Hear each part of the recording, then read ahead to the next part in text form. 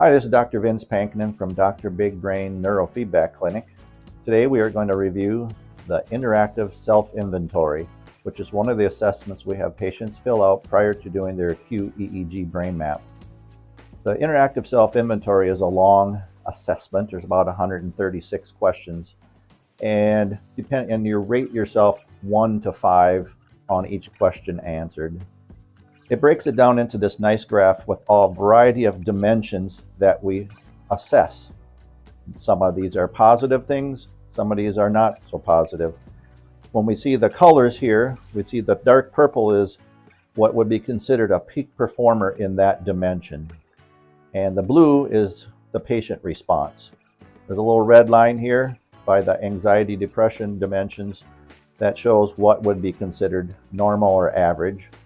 And on the rest of them, that line moves out a bit and it runs all the way down to the bottom. Again, for what would be considered normal or average for that dimension.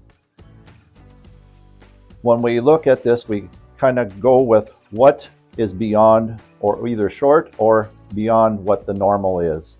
So on this particular patient, anxiety was right at the normal point, but depression went much beyond, all the way almost to 20.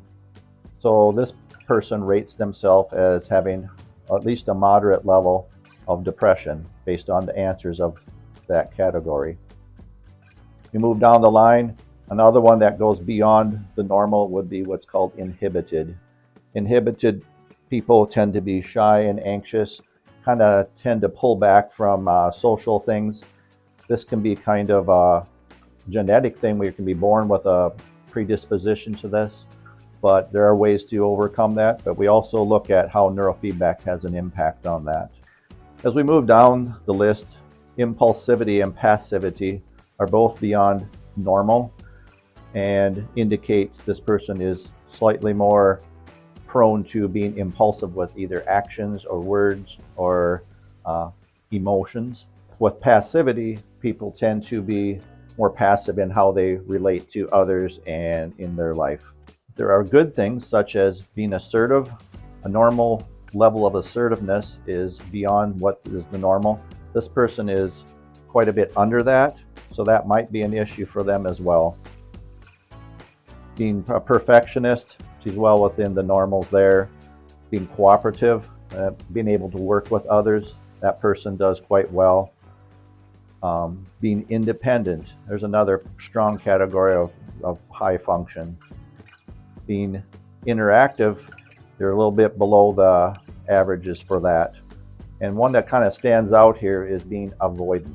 So avoidant behavior, likely due to the fact that this person feels somewhat depressed, has an inhibited nature, and now becomes more avoidant of social activity or other activities such as that, where there are people to rather just stay home or feel like they just shouldn't go out and be in the public. And this is a problem for this individual. And again, we look at this now prior to the qEEG, and then throughout the process of doing neurofeedback, we repeat this test in about 2 to 3 months, and we have people retake it, and then we see the differences based on what the neurofeedback therapy has done for them, and did we gain or improve on any of these categories that were maybe more aligned with where their symptoms are when they started.